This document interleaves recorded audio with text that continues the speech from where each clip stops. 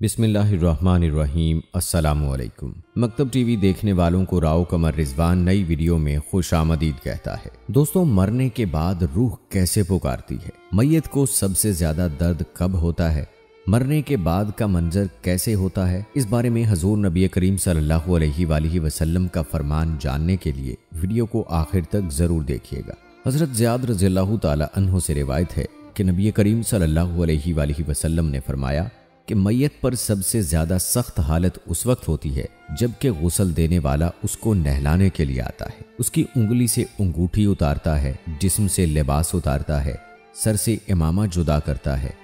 उसकी रूह बेचैन होकर फरियाद करती है, जिसकी आवाज जिन्नो इंस के सिवा सब सुनते हैं, और कहती है, ऐ नहलाने वाले, तुझको खुदा की कसम मेरे कपड़े बहुत नरमी से उतारो, क्योंकि मलकुल मौत के पंजे की तकलीफ से मुझे पूरी तौर पर अभी आराम नहीं मिला। फिर जब उसको तख्ते पर लिटाकर उस पर पानी डाला जाता है तो रूह चिल्लाती है, ऐ नहलाने वाले, खुदा के वास्ते मेरे जिस्म को कुव्वत से हाथ ना लगा, क्योंकि वो जान कनी की सख्ती से जख्मी और चूर चूर हो रहा है। फिर जब नहलाकर उसको कफनाते हैं और पाँव की तरफ से बांध देते हैं तो रूह कहती है, ऐ गुस्ल देने वाले, खुदा के लिए अभी सर की तरफ से मेरे कफन में गिरह ना लगा, ताकि मेरी बीवी, बच्चे और तमाम रिश्तेदार दुनिया में आखिरी बार मेरी सूरत देख लें, क्योंकि आज मैं इनसे बिछड़ रहा हूँ और अब क़यामत तक ये मेरी सूरत नहीं देखेंगे। फिर जब उसका जनाजा तैयार करके घर से बाहर निकाला जाता है तो रूह पुकारती है, ऐ जनाजा उठाने वालों, खुदा के वास्ते अभी जल्दी ना करना, ताकि मैं अपने बाल बच्चों और अजीज़ो अकारब से रुखसत हो लूँ। ऐ जनाजा उठाने वालों, मैं अपनी औलाद को आज यतीम और बीवी को बेवा छोड़े जाता हूँ। खुदा के लिए मेरे बाद इनको तकलीफ ना देना। मैं अपना घर और मालो असबाब दूसरों के लिए छोड़े जाता हूँ। अब यहाँ कभी वापस ना आऊँगा और क़यामत तक किसी की सूरत ना देखूँगा। फिर जब जनाजा उठाकर ले चलते हैं तो मैयत कहती है, ऐ मेरे भाइयों, मैंने आज तक जो कुछ मालो असबाब जमा किया था वो सिर्फ वारिसों के लिए था।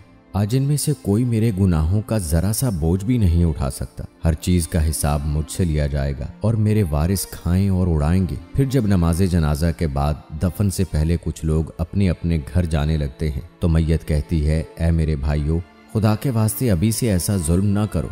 मरने वाला तुमसे मानूस था और तुम दफन से पहले लौटे जाते हो। फिर जब उसे कब्र में उतारते हैं तो मैयत कहती है, ऐ मेरे वारिसों और तरका पाने वालों, मैंने जो कुछ माल जमा किया था वो सब तुम्हारे लिए छोड़ा।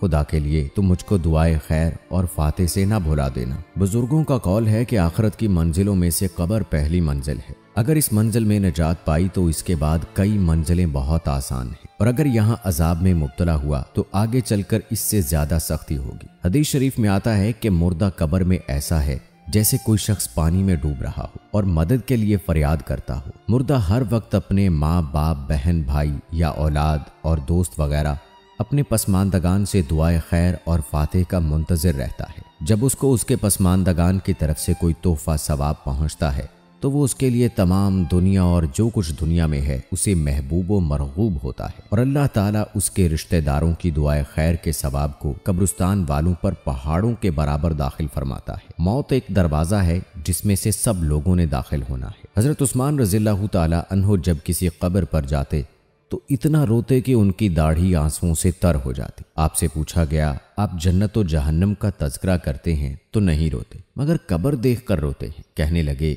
रसूलुल्लाह सल्लल्लाहु अलैहि वसल्लम ने फरमाया कि कब्र आखिरत की पहली मंजिल है, लिहाजा अगर मरने वाला इससे निजात पाए तो बाद के मनाजिल इससे कहीं ज्यादा आसान है, और अगर इसकी तकलीफ से निजात ना पाए तो बाद के मराहल इससे बहुत ज्यादा सख्त है। और फरमाया कि रसूलुल्लाह सल्लल्लाहु अलैहि वसल्लम का इरशाद है, मैंने कभी कोई मंजर नहीं देखा मगर कब्र इससे ज्यादा सख्त है। क्या हमारे लिए इन कब्रों में इबरत नहीं है? देखिए, मालदार, फकीर, ताकतवर और कमजोर दुनिया में लौटने की ख्वाहिश रखते हैं, माल जमा करने और महल बनाने के लिए नहीं, बल्कि इसलिए कि काश हमें एक नमाज पढ़ने की मोहलत मिल जाए, काश हमें एक दफा सुबहान अल्लाह कहने की फुर्सत दे दी जाए। लेकिन अब नामुमकिन है। अब अमाल नामे लपेट दिए गए हैं, रूह जिस्म से निकाली गई है, जिंदगी की मोहलत खत्म है। अब हर मैयत अपने अमल की मरहूम होकर कब्र में पड़ी है। एक हाजतमंद हजरत उस्मान गनी रज़ियल्लाहु ताला अन्हो के दरवाजे पर गुरूब आफ्ताब के बाद आया अभी उसने दस्तक न दी थी कि हजरत उस्मान गनी रजी अल्लाह ताला अन्हो की आवाज उसके कानों में पड़ी। वो अपनी अहलिया से शिकायत कर रहे थे कि चिराग की बत्ती मोटी है जो तेल ज्यादा इस्तेमाल करने का सबब बन रही है। हाजतमंद ने जो सुना तो वो सोचता ही रह गया कि वो ऐसे शख्स से हाजत पूरी करने की क्या तवक्को करे जो तेल के मामूल से ज्यादा खर्च करने पर अपनी बीवी को सरजनिश कर रहा है। उसने इरादा किया कि हाजत बयान करके देखो, शायद मेरी कुछ इमदाद कर ही दें। दस्तक सुनकर हजरत उस्मान गनी रजी अल्लाह ताला अन्हो बाहर आए।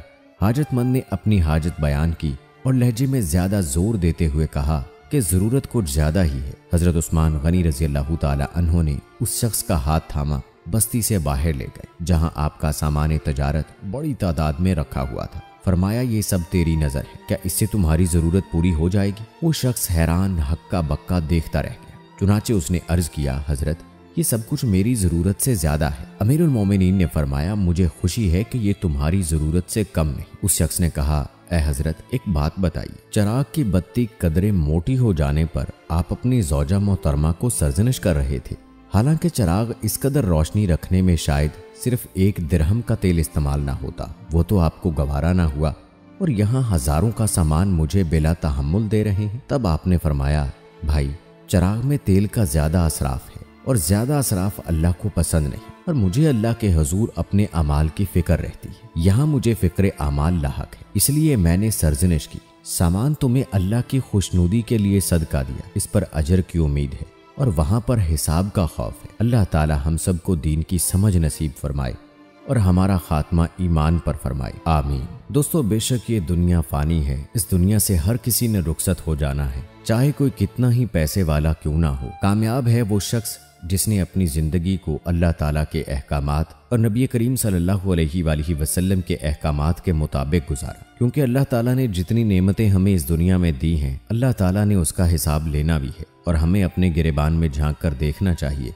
कि क्या हम हिसाब दे सकते हैं। इसलिए अपनी जिंदगी में फजूल खर्ची ना करें, क्योंकि अल्लाह की दी गई हर नेमत का हिसाब देना है। हर दम हर पर अल्लाह का शुक्र अदा करते रहें। वो ज्यादा देकर भी आजमाता है और कम देकर भी आजमाता है कि कौन शख्स किस हालत में अल्लाह का शुक्र बजा लाता है। और मुसलमान होने के नाते हमारा इस बात पर मुकम्मल ईमान और यकीन है कि हर जी रूह ने मौत का मजा चखना है। इसलिए अपने आप को हर वक्त तैयार रखें कि ना जाने किस लम्हे किस पल हमारा बुलावा आ जाए। जब हमें कुछ पता ही नहीं है कि कब और किस वक्त हमारी सांस की डोर टूट जाएगी, तो इसलिए हमें उस वक्त के लिए तैयार रहना चाहिए, क्योंकि जब सांस की डोर टूटेगी तो अमाल नामा बंद कर दिया जाएगा। उसके बाद आपके काम सिर्फ वही आएगा जो आपने दुनिया में नेक आमाल किए, अल्लाह के बताए हुए तरीकों के मुताबिक जिंदगी गुजारी, नबी करीम सल्लल्लाहु अलैहि वसल्लम के अहकामात पर अमल किया, अल्लाह की राह में खर्च किया, अल्लाह ताला ने जो दिया सब्र शुक्र के साथ